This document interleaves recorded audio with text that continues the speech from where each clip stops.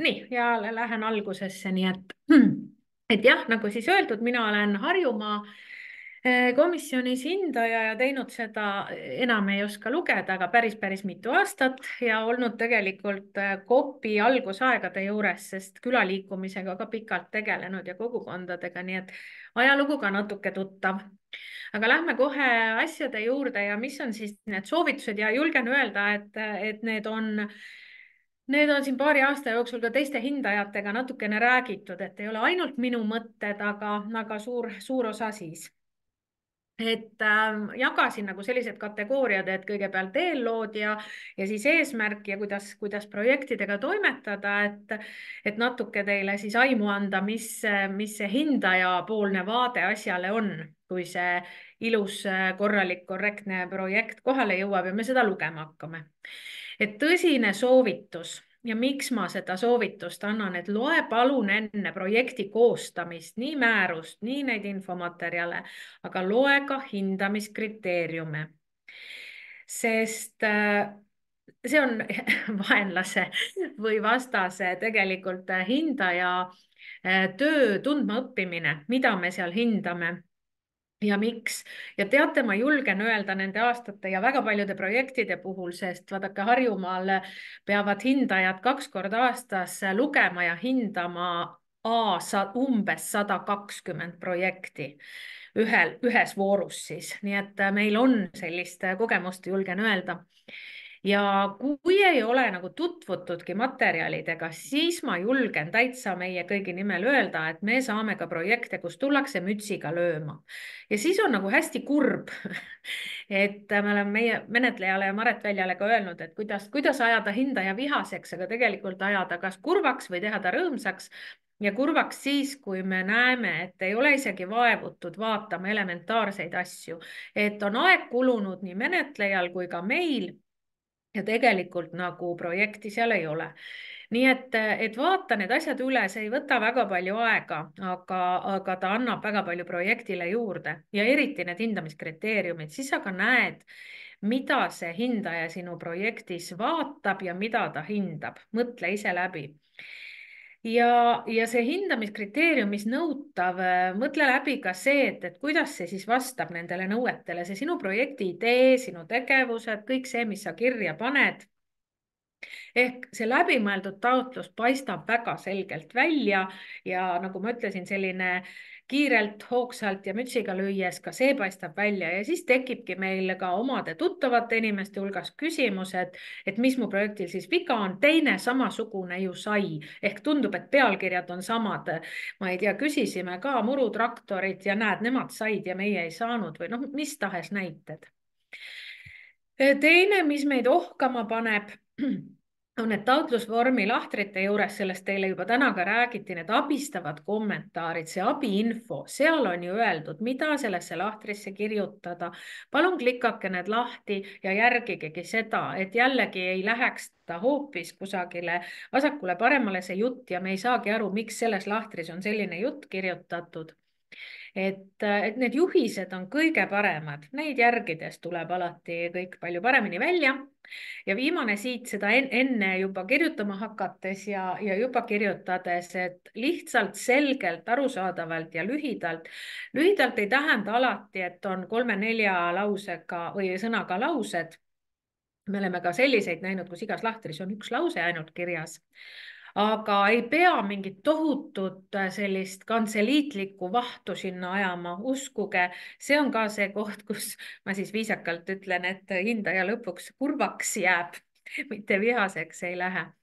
Et selle kõige kokkuvõttes, kui juba kirjutatud on minu soovitus alati olnud, võta see aeg, see projekt ei ole väga mahukas, näita seda valmis projekti kellegile, kes ei ole sellega otseselt seotud ja ära midagi kommenteeri ja küsi, kas ta saab aru, mida te taotlete, mis on teie mõte, mille jaoks on see projekt ja kui sellel inimesel tekivad küsimused, siis uskuge, need küsimused tekivad ka hindajal.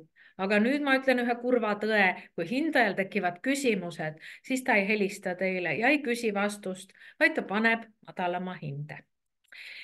Nõnda, nüüd tulen selle sama reeglistiku või nende määruste juurde tagasi ja tuletan meelde, et COP-i projektide peamine eesmärk on siis seotud kogukondade püsimise ja tugevdamisega. Ehk kummaline küll, aga seda me peame kord-korralt aina meelde tuletama, et mõelge ka sellele, kuidas see projekt on selle kogukonnaga seotud. Toon pärast ka mõned näited. Aga et kas see sündmus, mida sa korraldad, on see siis see pehmem projekt, see väiksema summaga või investeering, see suurem projekt. Kas see on kogukonna laiem algatus, kas see on kusagil kokku lepitud, kas see on küla koosolekul arutatud või mingi ühistu koosolekul, kas see on teil kirjas arengu või tegevuskavas? Kust see tuleb, see mõte üldse, sest jällegi ütlen, et kui projekti äkkidee on sündinud 1-2 inimese peas, siis see paraku paistab sellest projektist läbi. Me oleme ikka saanud ka selliseid projekte, kus inimene vist libastudes kirjutabki mina vormis, et minul on see mõte ja ma nüüd teen selle teoks. No need on tõesti ainult erandid. Aga just nimelt, et see hakkab paistma, et ahah, COP-i voor tuleb, kirjutame midagi, mis me nüüd tahame või nüüd peaks justkui kirjutama. Aga väga selgelt ootame seda, kust tuleb see kogukonna vajadus ja see peab olema põhjendatud. Kui me ei saa sellest projektist aru, miks sellist sündmust korraldatakse, miks sellist asja ostetakse, see, et tuleb osta murutraktor, et tee ääre tuleks puhtad ja külaväljak. Jah, see on ka oluline. Aga miks just täna ja nüüd see asi, miks mitte mingi teine asi? Nii et ikkagi see taust peab meil olema väga selge ja jällegi seda ei pea väga paljusõnaliselt kirjeldama, hästi lihtsalt. Ma olen ise ka vahel projekti kirjutaja, siis ma loomulikult taandan ennast ka hindamisest, toimetan ise Metsanurme külaseltsis ja nüüd või vist paar aastat ei ole projekti kirjutanud, aga kui ma kirjutan, siis minul on näiteks küll väga hea ja lihtne alati sinna kirjutada. See asi, mis me tahame kas teha või soetada või parandada, tuleneb otseselt Metsanurme küla arengukavast ja väga lihtne on mul panna arengukava punkt, ma ei tea, 7.2 ütleb seda, kopeerin selle, julgen panna ka lingi, et vaat siin on see arengukava kättesaadav, kui hindaja tahab vaadata. Ja tegelikult ei teki nagu küsimusi, sest meie arengukava on 5 aastaks ja küla koosolekul kinnitatud igal aastal, vaadatakse üle, nii et see viide on väga selgelt olemas. Nii et ikkagi see, kust see kogukonna vajadus tuleb, peab olema lihtsalt ja selgelt ja tõendatult kirjas. Nüüd on vahel meil mure nende eesmärkidega. Julgen öelda, et aina vähem, sest seal väikese küsimärgi all on tegelikult selgelt ka öeldud, et ühe lausega see eesmärk tuleks sinna panna.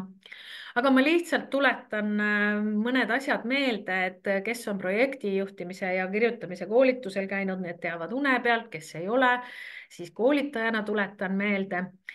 Projektide eesmärk on see, et me kutsume nad ellu selleks, et luua mingi uus või parem olukord.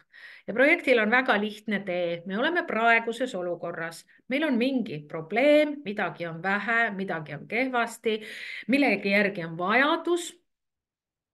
Ja meie projekti eesmärk on see uus olukord, mida me nende tegevustega tahame saavutada. See eesmärk ongi seesama unistus või uus olukord, mis siis COP-i mõistes aasta pärast peaks käes olema.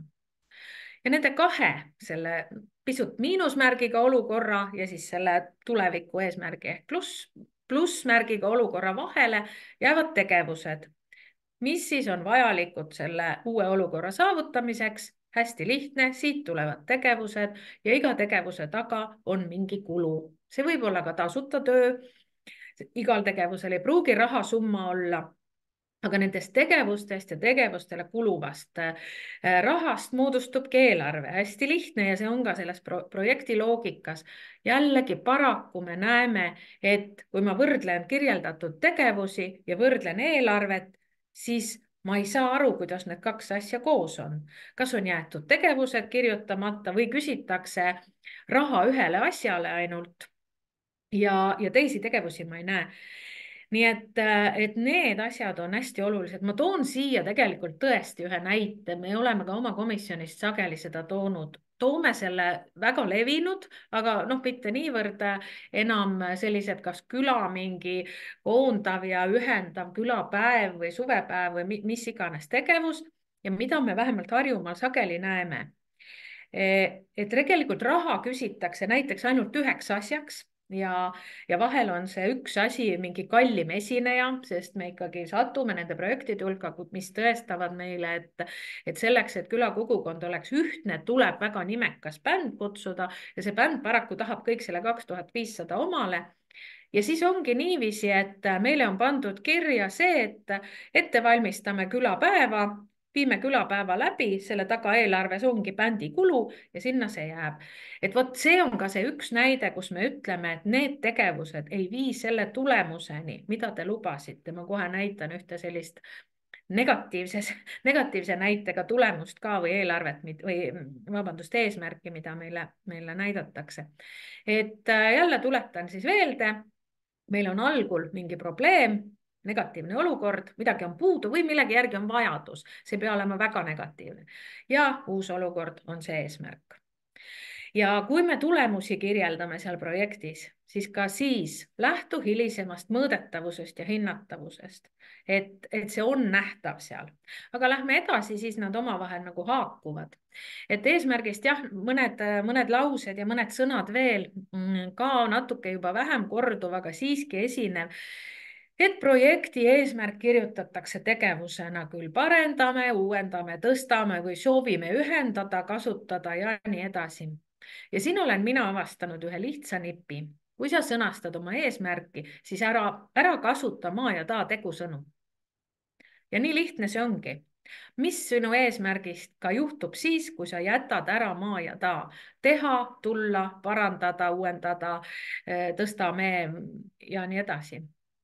Et hästi lihtne keeleline nipp, mis aitab seda eesmärki siis selliseks kompaktsemaks teha.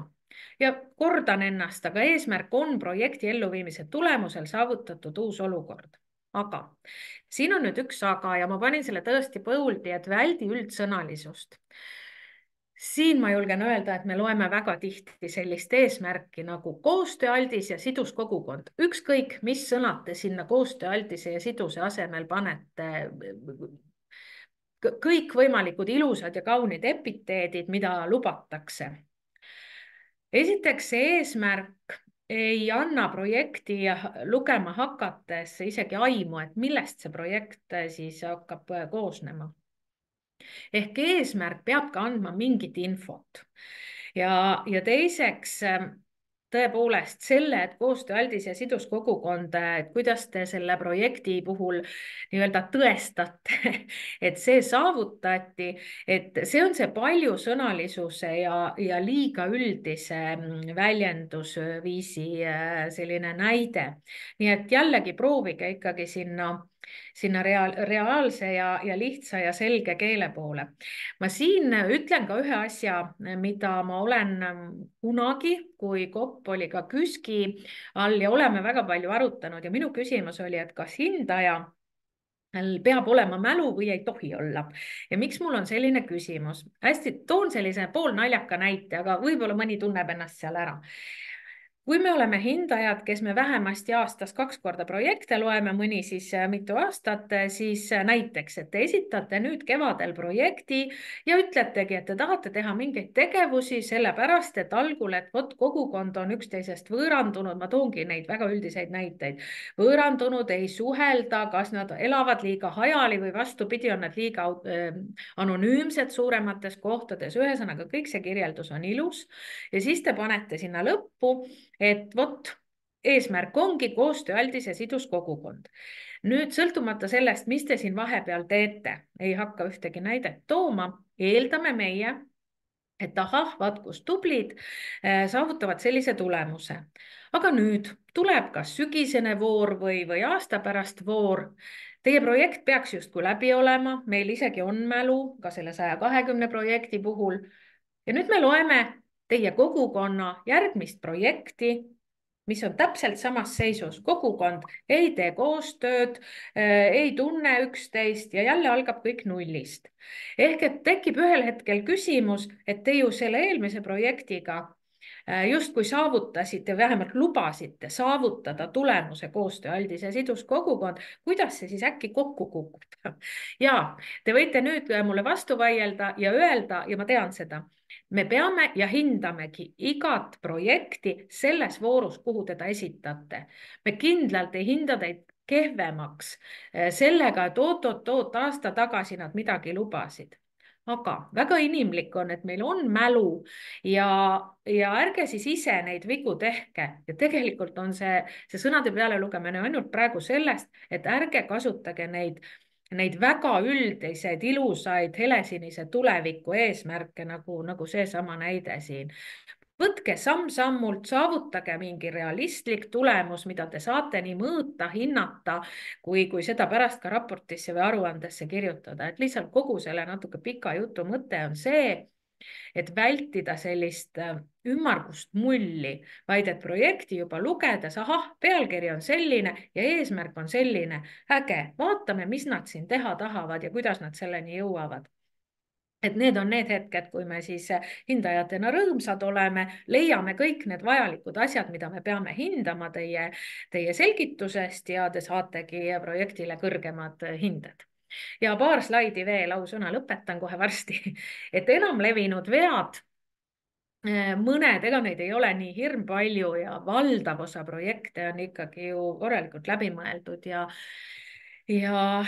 hästi kirjutatud, et jällegi selle juhendi juurde tagasi tulles, kui seal on kirjas, et palun kirjelda midagi lühidalt, noh, 2-3 lauset või 3-4 lauset, siis ärge sinna kirjutage mingeid asjasse puutumatuid pikki lugusid.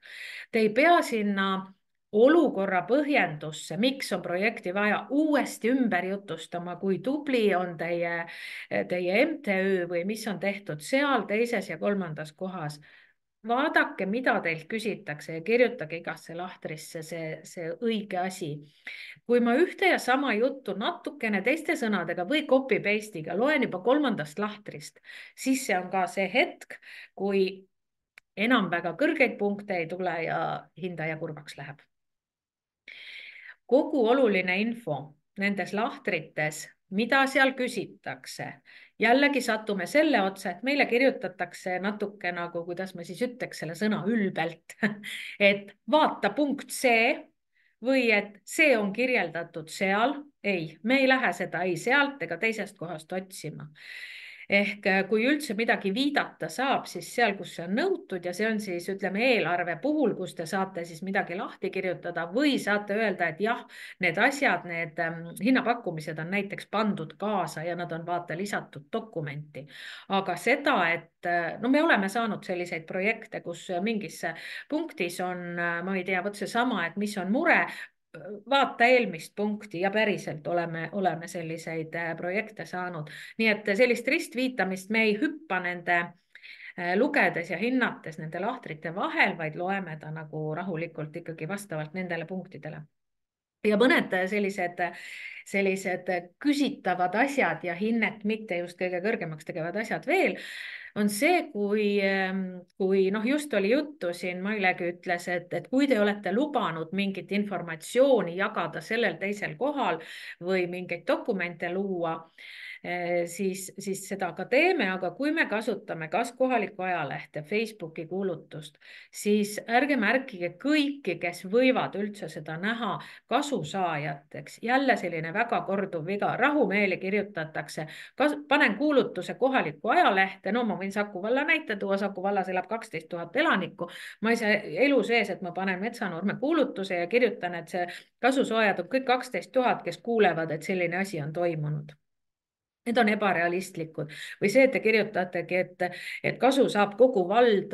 Harjumaal näiteks on suured vallad, ei usu me keegi, et kõik 23 000 või 26 000 Saue valla elanikku on kasusaajad. Ka Facebooki lihtsalt lugejad, teil võib olla neid 1000 jälgijat, te ju teate, kuidas AI töötab ja see mootor ei vii seda infot 1000-ni. et ärge lubage, et teie projektis on kasusaajad kõik valla või kogunisti maakonna elanikud, et nad ei ole. Ja teate, vahel on väga realistlik ja väga selge ja väga kõrgete hinnetega projekt ka see, kus kasusaajaid ongi 25 või 30. Te ei pea kirjutama, et nende pereliikmed ja siis veel lähisugulased ka, kui nad kodus sellest kuulevad. Et realistlik, selge ja lihtne ja tõesti teil omal ka kontrollitav, et see, kes lihtsalt kuuleb teie tegevusest, ei ole kasusaaja. Ja tegelikult sellest nii ühtepidi kantseliidist ja teistpidi sellest udutamisest või ebaselgusest ka olen juba ju rääkinud, et ka see hinnang, et kui minnakse nagu üle võlli kantseliidiks, mul on selline hull komme, ma kogun lausa selliseid, ma julgen öelda lausa hirmsaid lauseid, kus nagu vaatad, et kõikidest sõnadest saad aru, aga mis sellega nüüd öelda taheti, vaat mitte aru ei saa ja saame ühel hetkel komisjoniga kokku ja selgub, et me oleme kõik samas seisus.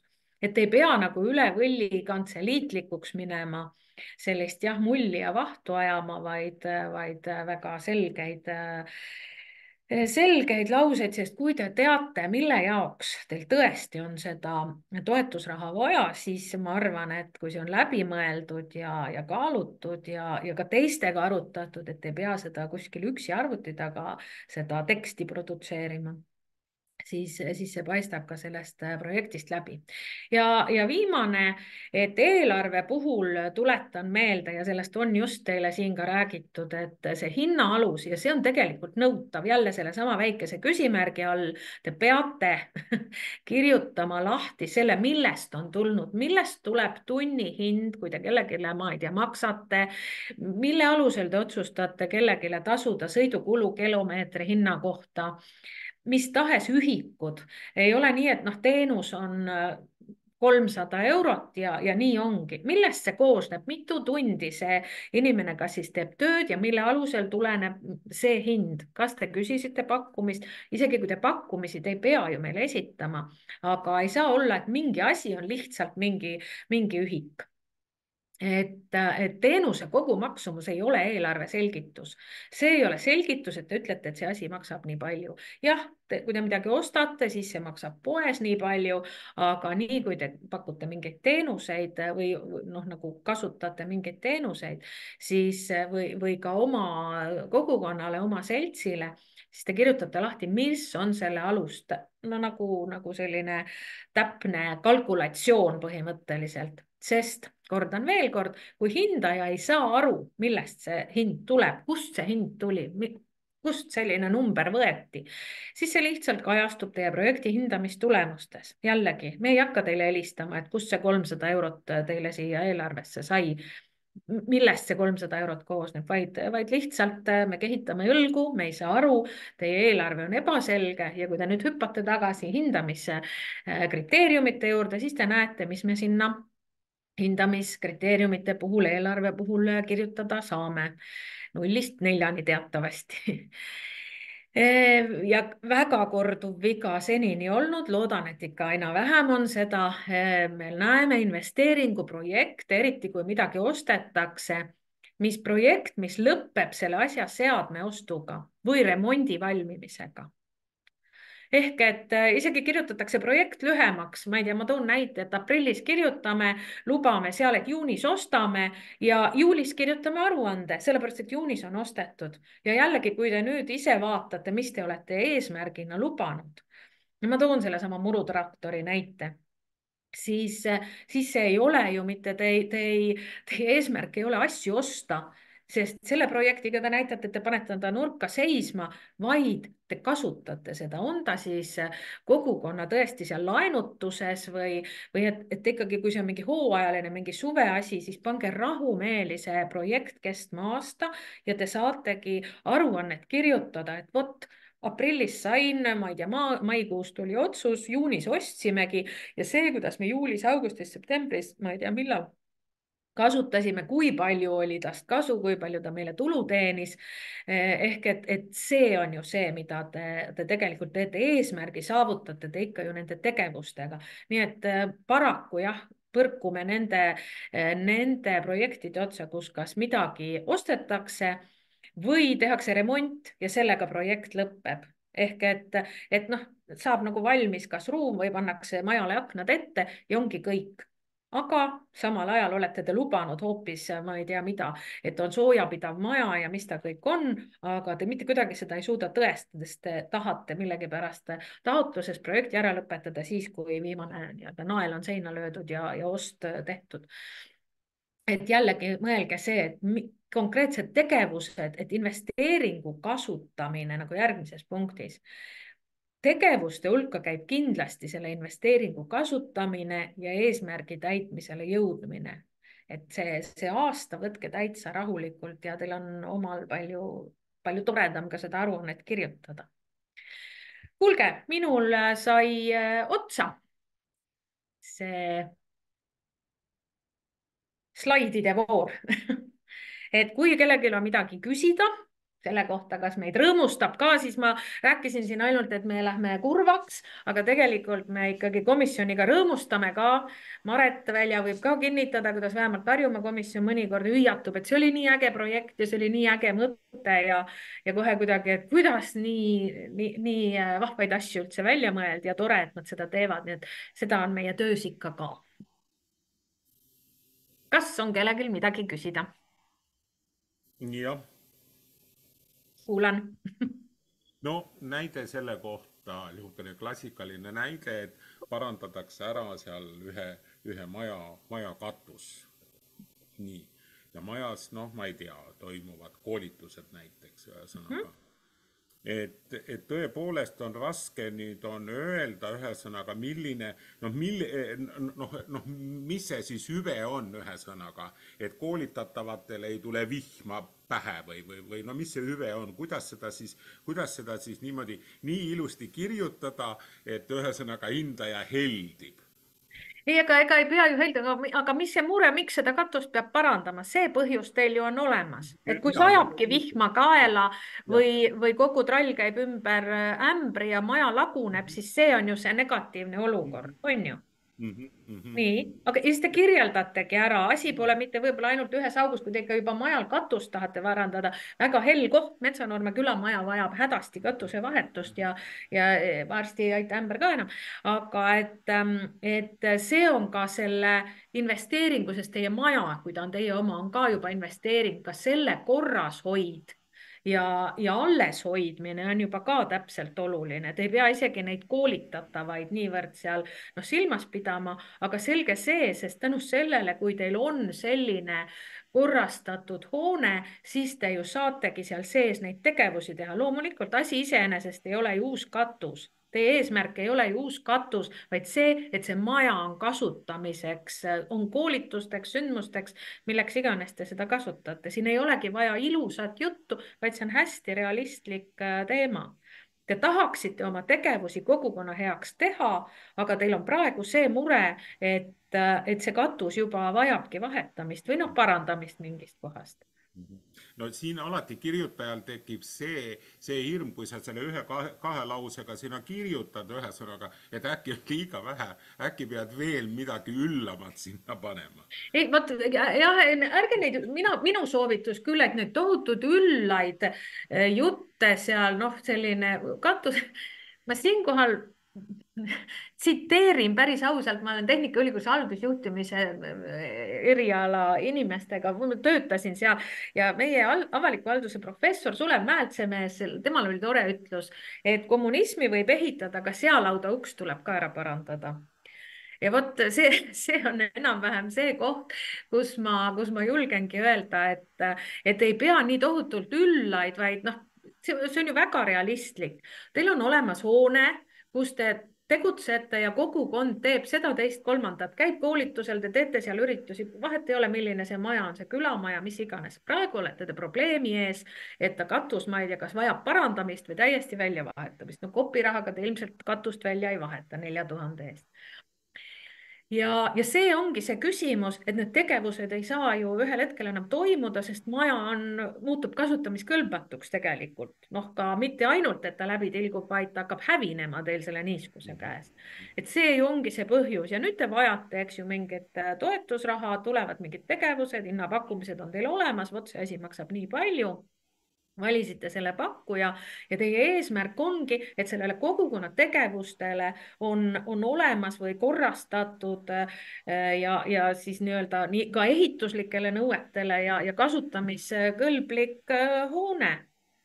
jah, aitäh, mis, aitäh, arusaadav. mis siin ikka väga üllast, et see on tõesti minu sõnum, et ärge jah, seda üllast helesinist tulevikku, et see ei ole kindlasti projekt, kus te ütlete, et sidus kogukond ja targemad inimesed on. ja siis me hakkame lugema, et opa, katust hoopis tahavad vahetada, aga te räägite mingist koolituste sisudest ja sellest.